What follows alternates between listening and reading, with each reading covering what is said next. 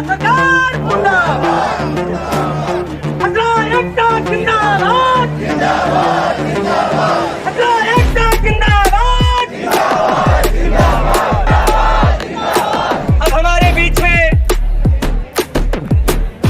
फरीदाबाद से हसला जिला प्रधान संदीप जिंदाबाद, साथियों दोनों हाथ उठा के हसला एकता जिंदाबाद,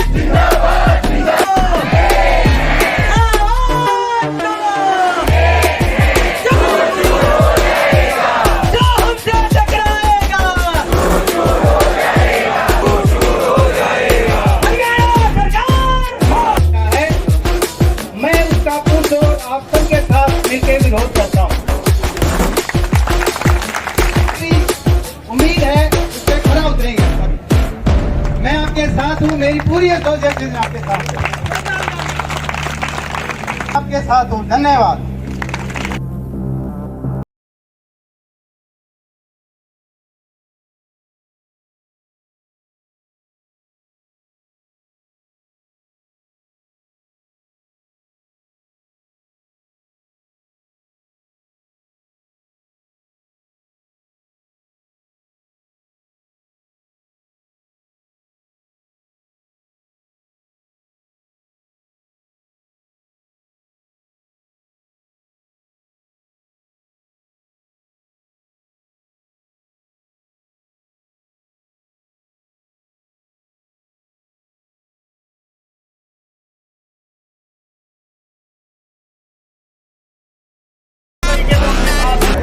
मेरा नाम राजेश ढुल है। मैं लेक्चरर इंग्लिश हूँ और मेरे पास स्कूल लेक्चरर एसोसिएशन का उप प्रधान का पद है राज्य का। जो ये आज प्रदर्शन हो रहा है, इसके पीछे सरकार की जो स्कूलों को बंद करने की नीतियां हैं उसके विरोध में हो रहा है। रैशनलाइजेशन एक ऐसी चीज़ होती है जिसमें स्कूलों में बच्चों की संख्या के हिसाब से किस विषय का कौन सा अध्यापक चाहिए वो करना होता है, जो कि सरकार ने सही तरीके से नहीं किया है। इसके लिए हमने पहले निदेशक महोदय से, फिर एसीएस महोदय से, फिर शिक्षा मंत्री से और मुख्यमंत्री जी से भी हमने इस बारे में अवगत करवाया है, लेकिन उन्होंने हमारी कोई बात नहीं सुनी है, जिसके लिए हमने ये आज प्रदर्शन का रास्ता अपनाना पड़ा है। आज सीएम के आवास के घेराव का हमारा कार्यक्रम है। स्कूल लेक्चरर एसोसिएशन 30,000 स्कूल में जो लेक्चरर्स हैं उनको रिप्रेजेंट करती है और वही सारे साथी सभी जिलों से आए हुए हैं। आज लगभग यहाँ पे 5,000 साथियों के आने की उम्मीद है और सभी ने, जो साथी यहाँ नहीं पहुँचे हैं उन्होंने भी स्कूलों से छुट्टी ले ली है। आज वो स्कूलों में नहीं गए हैं, वो अपने घर बैठे हैं, किसी कारणवश वो यहाँ नहीं आ पाए हैं। तो ये सरकार ने जो नीति अपनाई है, मान लो एक स्कूल में चिराग योजना लेके आई, जो कि बहुत गलत है। सरकारी स्कूलों को बंद करने का एक सिस्टम उन्होंने बना दिया है। भाई हम पैसे देंगे अगर प्राइवेट स्कूल में कोई बच्चा पढ़ना चाहता है, और सरकारी स्कूलों को लगभग बंद करने के लिए योजना है। तो इसमें सीधा सीधा अगर मैं सीधी बात करूं तो बात ये है, मान लो 6 से 6ठी क्लास से और 10वीं तक 300 बच्चे हैं, उनमें साइंस के जो अध्यापक होने चाहिए वो बिल्कुल हटा दिए गए हैं। सिर्फ 1 या 2 लेक्चरर्स को वहाँ पे रख दिया गया है। तो समझ में नहीं आता कि कैसे ये स्कूलों को चलाएंगे। मान लो कईयों पे छात्रों की संख्या साइंस स्ट्रीम चल रही है, फिजिक्स केमिस्ट्री के लेक्चरर वहाँ से हटा दिए हैं, एक केमिस्ट्री का लेक्चरर वहाँ पे रखा गया है। तो ये अव्यवस्था सरकार ने क्या कर दिया, स्कूलों में टीचरों की भर्ती की ज़रूरत है, उस भर्ती को छुपाने के लिए, उस कमी को छुपाने के लिए सरकार विधानसभा में बोल के ये आ गई है कि रैशनलाइजेशन करने के बाद सिर्फ 35,000 नहीं 15,000 शिक्षकों की ज़रूरत है। लेकिन वो 20,000 जो शिक्षकों का घपला सरकार करना चाहती है स्कूलों को बंद करके, या फिर एक सब्जेक्ट का, मान लो साइंस पढ़ता बच्चा, एक मैथ वाला टीचर साइंस स्ट्रीम नहीं चला सकता, उसको फिजिक्स भी चाहिए, उसको केमिस्ट्री भी चाहिए, उसको बायोलॉजी भी चाहिए।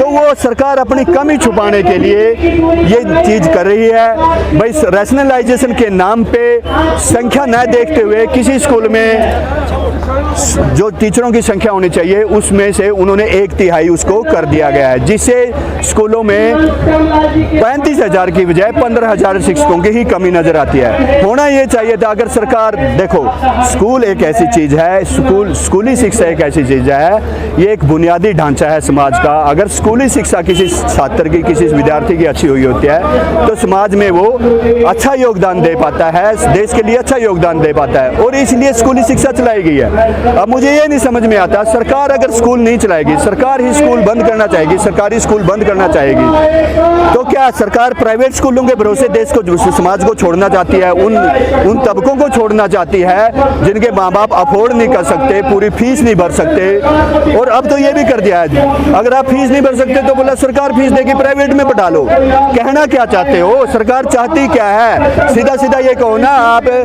शिक्षा नहीं देना चाहते समाज को, आप समाज को आगे नहीं लेके जाना चाहते, या फिर आप ये चाहते हो कि सिर्फ लेबर तबका पैदा हो, बुद्धिजीवी ना पैदा हो। स्कूलों में शिक्षक एक मैथ पढ़ा लेगा, साइंस कौन पढ़ाएगा, इंग्लिश पढ़ा लेगा, हिंदी संस्कृत कौन पढ़ाएगा? एक अधूरी शिक्षा देना चाहते हो क्या आप?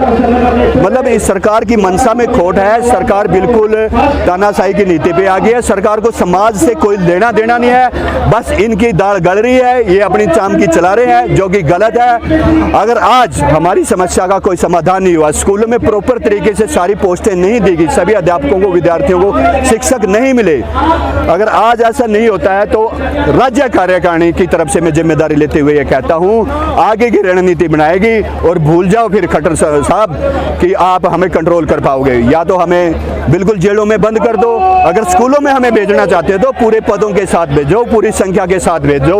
मैं दोबारा से एक ऐलान करना चाहता हूँ राज्य कार्यकारिणी की तरफ से कि स्कूल लेक्चरर स्कूलों के अंदर एक मान सम्मान का पद है, एक शिक्षक का पद है, सभ्य लोग हैं ये।